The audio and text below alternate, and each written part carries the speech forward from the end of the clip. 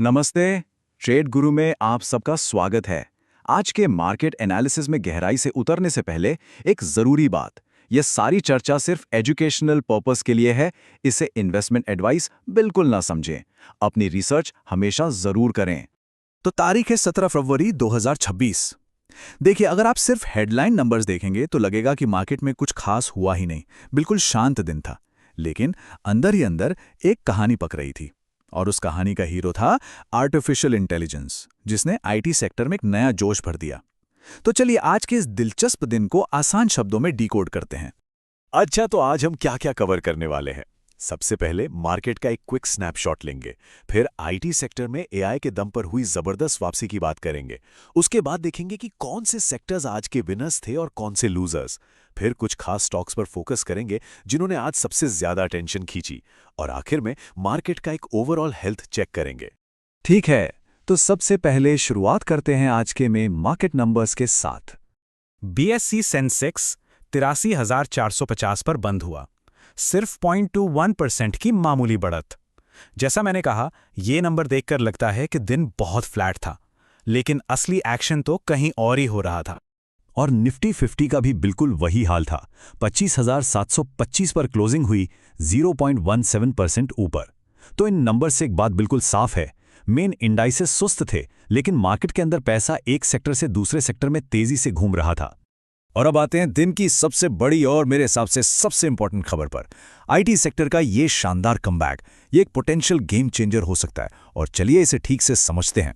देखिए, पिछले कुछ टाइम से आईटी कंपनीज पर ना एक डर का साया था कि एआई उनके बिजनेस को डिसरप्ट कर देगा, उनकी नौकरियां चली जाएंगी। और इस डर की वजह से आईटी स्टॉक्स पर काफी प्रेशर था। लेकिन आज अचानक से ये पूरा नैरेटिव 180 डिग्री घूम गया।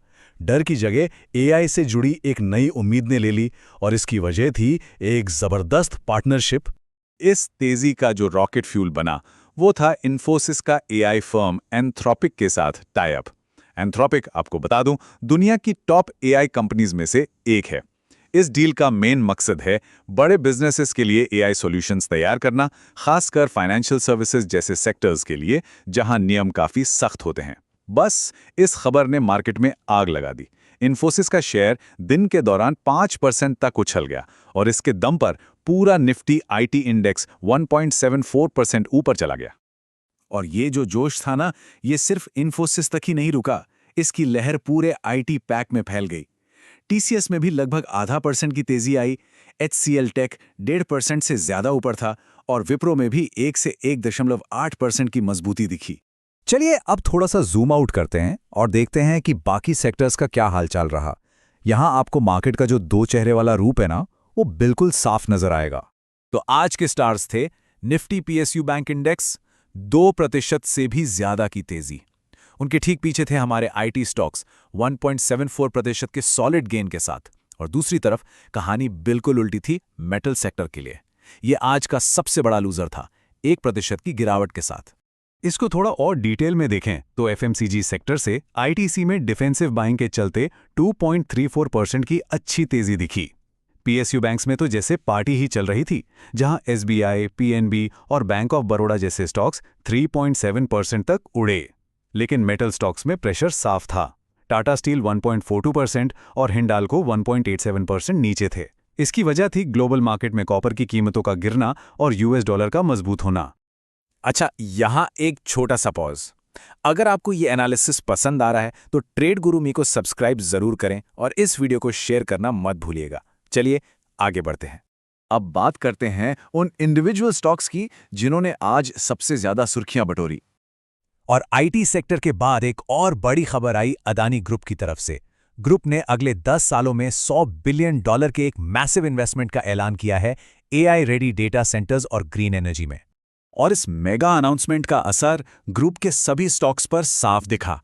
अदानी एंटरप्राइजेज 2.74% की तेजी के साथ निफ्टी का टॉप गेनर बन गया। इसके साथ साथ Adani energy solutions, Adani green, Adani ports और अदानी पावर सभी में 1 से लेकर 2.5% तक की शानदार तेजी देखी गई। अब जरा बात करते हैं क्वालिटी वॉल्स की। ये एचयूएल से अलग होकर अभी अभी लिस्ट हुआ है। कल इसकी लिस्टिंग 26% के भारी डिस्काउंट पर हुई और आज दूसरे दिन भी इस पर 5% का लोअर सर्किट लग गया। एक्सपर्ट्स इस प्रोसेस को प्राइस डिस्कवरी कहते हैं। आसान भाषा में समझें तो जब कोई नई कंपनी इस तरह से मार्केट में आती है तो मार्केट को यानी इन्वेस्टर्स को थोड़ा टाइम लगता है उसकी सही कीमत तय करने में। ये एक तरह का एडजस्टमेंट पीरियड है जब तक कि प्राइस स्टेबलाइज ना हो जाए। तो एक क्विक रिकैप निफ्टी 50 का। आज के टॉप 5 गेनर्स थे Adani enterprises, ITC, Bharat electronics, Infosys और लार्सन एंड टोबारो। और दूसरी तरफ टॉप 5 लूजर्स की लिस्ट में थे क्वालिटी वॉल्स, हिंडाल्को, इटर्नल यानी जोमाटो, टाटा स्टील और ट्रेंट। चलिए अब कुछ और स्टॉक्स पर भी नजर डाल लेते हैं जहां आज काफी एक्शन था। न्यूजेन सॉफ्टवेयर ने तो आज 14% का रॉकेट लॉन्च कर दिया। पिछले 5 दिनों से ये स्टॉक लगातार गिर रहा था और आज जिनको ये सस्ता लगा उन्होंने इसमें जमकर खरीदारी की, जिससे ये जबरदस्त रिकवरी आई। पेटीएम में भी 4.3% की अच्छी तेजी दिखी, जो इसकी रिकवरी की कहानी को जारी रखता है। लेकिन कुछ बड़े नाम आज दबाव में थे। मार्केट हैवीवेट रिलायंस इंडस्ट्रीज लगभग 1% नीचे बंद हुआ। एमएनएम में भी प्रॉफिट बुकिंग हावी रही। इसके अलावा भारतीय एयरटेल भी हल्की गिरावट के साथ बंद हुआ। बैंकिंग में एक्सिस बैंक और एफएमसीजी में एचयूएल, ये दोनों भी आज टॉप लूजर्स की लिस्ट में शामिल थे। चलिए अब इस एनालिसिस के आखिरी हिस्से में चलते हैं और मार्केट की अंदरूनी ताकत को चेक करते हैं। और एक और काफी पॉजिटिव सिग्नल आया इंडिया विक्स से। ये लगभग 5% गिरकर 13 के लेवल से नीचे आ गया।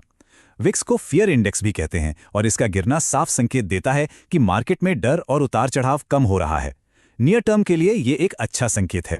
तो आज हमने साफ साफ देखा कि पैसा कैसे मेटल्स जैसे सेक्टर्स से निकला और आईटी और पीएसयू बैंक्स जैसे सेक्टर्स में शिफ्ट हुआ। अब यहाँ सबसे बड़ा सवाल ये खड़ा होता है कि क्या पैसे का ये घूमना, ये सेक्टोरल रोटेशन आगे भी चलता रहेगा? ये देखना आने वाले दिनों में काफी दिलचस्प होगा। आज के लिए बस इतना ही। रोजाना ऐसे ही मार्केट अपडेट्स के लिए ट्रेड गुरु मी को सब्सक्राइब करना ना भूलें और अगर ये जानकारी काम की लगी हो तो इसे शेयर जरूर करें। धन्यवाद।